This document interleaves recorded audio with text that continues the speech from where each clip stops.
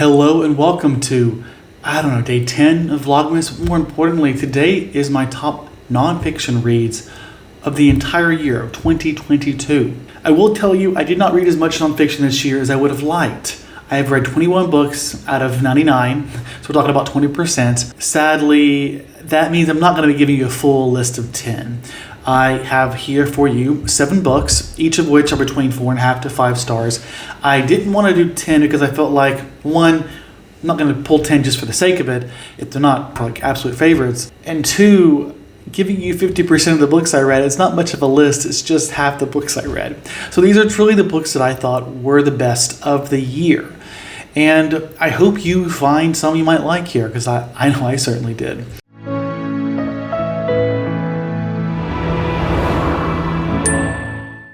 The first one is kind of a stretch because it's a personal favorite, which is why it's last on this list. That is Into Every Generation a Slayer is Born, a nonfiction book about the TV show Buffy the Vampire Slayer. This is a book that does two things. One, it recaps the show, which is not anything special to me, the recap, because I've read the show, so I watched the show so many times. I've also listened to several podcasts recapping every episode of the show.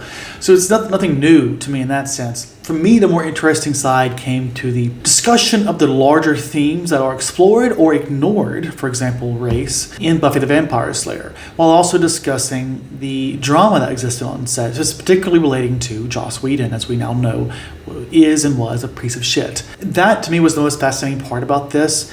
And as a whole, I gave this a firm 5 stars. That really has to do with my love for Buffy more than the book itself. So I would say if you love Buffy, you should watch this. If you don't, the book objectively, like as an objective reader, I recognize the writing was nothing special.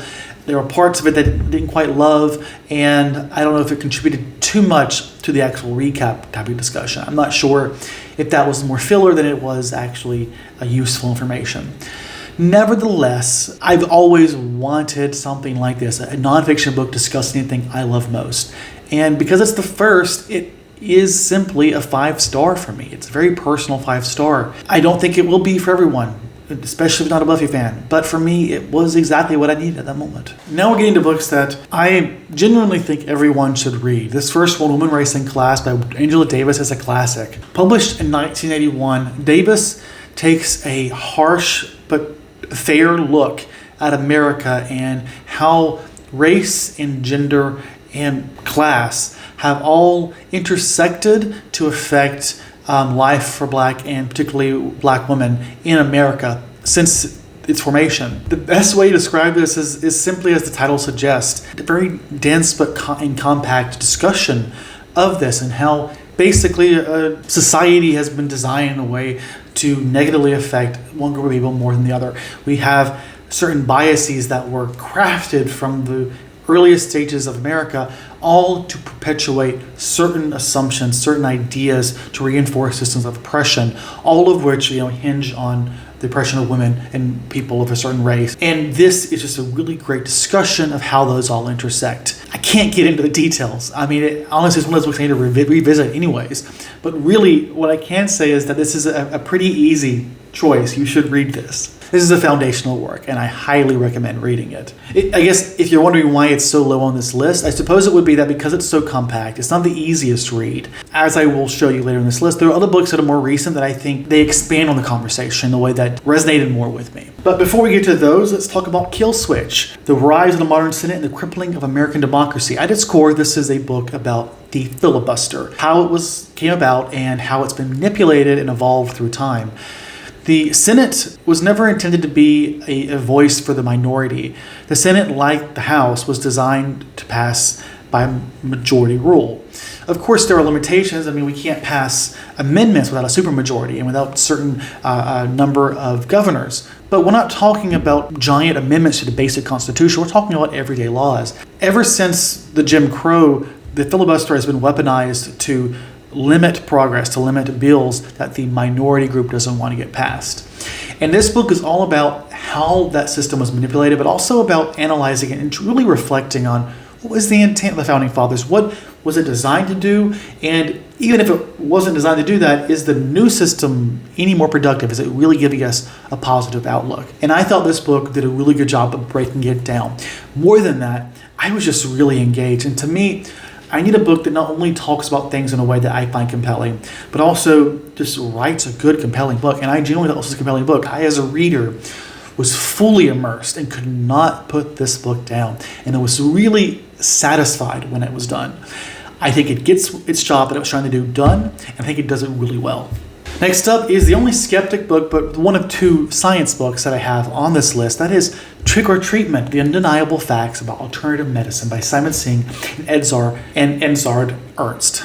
So I've read several nonfiction books, and please, before you skip, hear me out, because I think this impacts you more than you might think. I think this is one of the best I've read. I mean, this book has a very broad yet targeted goal. It wants to analyze whether or not alternative medicines are worth investing in. Are they worth our time, our money, and our energy? They don't just assume from the outset that you have a doubt towards them, rather, that is towards alternative medicine. Rather, the authors, they give the benefit of the doubt to the medicine. They say, okay, let's assume maybe there is some merit to these forms of medicine, whether it be homeopathy, chiropractic, the thing with the needles, which I forget. It assumes that, okay, maybe this is true. Let's now analyze the science that has been done in a manner that isn't biased and that has been gone through peer review, and see whether or not it supports the claims that are being made.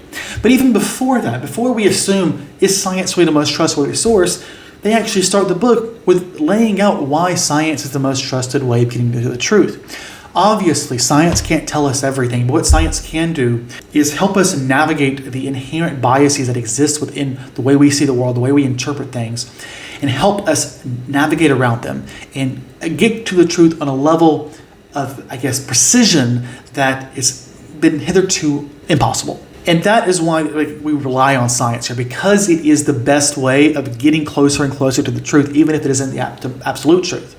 And once you can appreciate that, which they've established that, they then help us understand why the science says that most of these things are bullshit. More than that, they don't just say, oh, this is bullshit, you shouldn't do it. They truly reflect on what does the science say. Sometimes it's pretty definitive. Other times, like chiropractics, there are parts of the science that seem to have positive to neutral effect. And then it's a reflection on, one, how much of a financial impact this is having versus the positive impact it's having. And 2, is it distracting from serious help? Like, are you getting this neutrally impactful alternative medicine science in place of something that has tangible science showing that it will give you tangible results? And that's the kind of discussion that's going on here. It's quite frankly a very balanced perspective. I think it's a very fair one, and it's one of the best that I've seen. I'm also really, really impressed at the ability of them to, I think, make it seem really accessible. Like, I never thought to myself, damn, this shit is just overwhelming. It's so much. We're talking about so many things at once. And I think it's easy to think how the authors might have gotten bogged down by the evidence of the discussion. Try so hard to make a compelling conversation, they get lost in the discussion going on. But they never do that. It's always so well grounded and really easy to appreciate. And while I know people aren't that interested in science, let alone skeptic books, I think it's important to realize that alternative medicines are more mainstream than you think, and are probably more closely related to the things you do or invest in than you might think. Whether it be just something that's advertised as a naturalist solution, a toxic clean, or even organic food. Something that's kind of a tangent here, but we're talking about things that are sold as a cure for certain things, like whether it be very targeted or very broad. And people invest a lot of money and a lot of time. And more than that, when we promote that, when we invest our time in it, we might sometimes then begin to promote it to other people. It's easy to give ourselves the impression that something is helpful, but if it's harmful, do you really want to be a part of that system? And that's why I think it's important for us to reflect on the things we believe, the things we invest in, the things that we promote. And that's why this book just hit really, really hard for me. It's in the top, 4 of 7, but still, it's really good. Please consider giving it a shot. Now returning to the role of race and gender, and of course class in America, we're going to be talking about Killing the Black Body by Dorothy Roberts. This was a more modern, it's not modern, maybe a decade and a half on this topic. It effectively is talking about how policy, largely policy, has been done to limit and control the rights and autonomy of women in America, and how time and time again, because of the existing class and racial disparities that exist, they always impact black women, black people with reproductive systems more significantly than they do white women. Just think of it, even now that we're turning Roe versus Wade, how the people who aren't getting access to abortions aren't the wealthy people, aren't people who have a system of support. It's the people who can't afford it, who don't have that system of support. And while obviously it's impossible to make a blanket statement, there are very clear inequities that still exist within our society that we can easily point to on a very evidence-based approach in a way that is easy to say, this is how it's going to impact this community more than the other. And this is just a really deep dive and analysis of this conversation up until this point in time. Honestly, I thought it was more recent because the conversation felt so, not modern, but it just felt so poignant, everything going on. And I guess it just goes to show of how little progress we've made since this point in time. And the reason I like this more than Women Wasting Class, I felt like it was like we went from this topic 101 to 201, the next upgraded course on the topic. We're digging deeper and expanding on these ideas that Angela Davis introduced to us in Women Wasting Class. This, like Angela Davis's book, is a book that I strongly recommend you reading. It seems like one of those things that should be a core reading in class and just for everyone in America to appreciate the inequities that exist, not just racially, but on a gender basis as well. With that said, let's now talk about Ain't I a Woman? Black Woman and Feminism by Bell Hooks. This was the last book I've read this year, out of 99. I'm still hoping to get one more before the year is out. I'm like clean 100. And I did not expect to get another nonfiction, let alone a nonfiction that would be on my top 10. This one's number 2. But somehow, Bell Hooks did it. I did reflect. I was wondering, why am I putting this number 2? Why is it above the Black Body or Women Wasting Class? Because they're all talking about a very similar topic. They all overlap in some ways. But I think they're all approaching the problem in a different way. And particularly, I really resonated with Ain't I a Woman because it's really targeting heavily, focusing on feminism. Why is it that feminism has so heavily ignored black women? And then on top of that, why have some black women been hesitant to join it? And then on top of that, how have people in the black community, that is to say black men, contributed to the patriarchy, reinforced the patriarchy within the black community? Even people as large as Frederick Douglass and Malcolm X have said and done things that just reinforce this idea of women, black women, needing to be controlled and submissive to their men.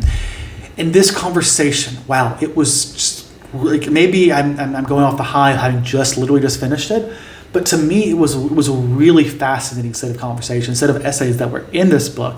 And I felt like it explored the intersection of race and gender in a way that the other 2 books just didn't quite get to because of the scope of what they were exploring. This felt more targeted on the conversation about race and gender and how society has looked at black women throughout time. Again, these all sort of feed into each other. So if I was telling you which one you should read first, I think Angela Davis goes first. That's sort of a foundation. Then I'd probably go Ain't I a Woman next because it focuses in on feminism specifically and on on the oppression of womanhood, how that overlaps with race. And then maybe explore Killing the Black Body, because Killing the Black Body then just would have built on all those other 2 to understand the role of policy and the larger class infrastructures that exist in a deeper way, and I guess in a more direct, but still, another book that I strongly recommend. I'm really, really glad that I felt compelled to pick this book up at the last second. Honestly, I had a set of like 4 books I wanted to read, and I let the quantum number generator aside, and I happened to be in the universe where I'm lucky enough to have read this book. And now I'm here talking to you about it. Isn't that funny? Maybe there is a multiverse, maybe there isn't, but I love the idea that there are universes where this isn't on my list, but this is the one where it is. This is, in my opinion, the best universe. I know I'm being nonsensical, but let's go on to my last book, which isn't to do with multiverse, but it is to do with science and my love of science. And, of course, my love of horror. And that is Nightmare Fuel, The Science of Horror Films by Nina Neseth. This book was a surprise, I think, because I had low expectations. I saw this book first on NetGalley, and not to talk to you about NetGalley, but it's just there's so many books on there, it's impossible to know whether or not I'm requesting one that will really be good. And it's always sort of a wild card. Even though this topic does appeal to me, you never know whether or not it'll actually resonate, whether the writing will be something we can really get into. And this book worked for me on every single level. This is not the first time I've talked about this book, but if you're new here, let me explain it. It starts by basically recapping horror films. They're basically giving us a timeline of how horror has evolved in film throughout time, throughout the several decades that film has existed. I guess it's a century now, right? And then it breaks down the different components of horror and asks, why does that work? What is the science behind fear? Why we like being afraid? In every aspect of the horror genre, of the horror themes that are explored, whether it be monsters, slashers, paranormal, or even sound. Like, that was one of my favorite parts, talking about the role of sound in eliciting certain responses from the reader, from the listener, from the viewer. And man, that was just really fascinating.